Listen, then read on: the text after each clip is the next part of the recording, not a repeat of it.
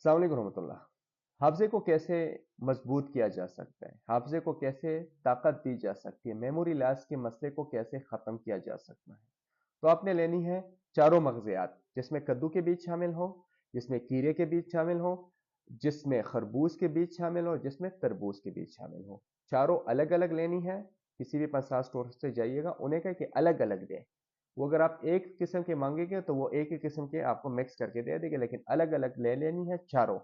100 ग्राम ये ले लीजिएगा, उसमें 200 ग्राम आपने बादाम डाल देना है, और 100 ग्राम आपने उस्तखुदूस, एक हर्ब है, आसानी से किसी भी पंसारी स्टोर से मिल जाती है, उस्तखुदूस ले लेनी है।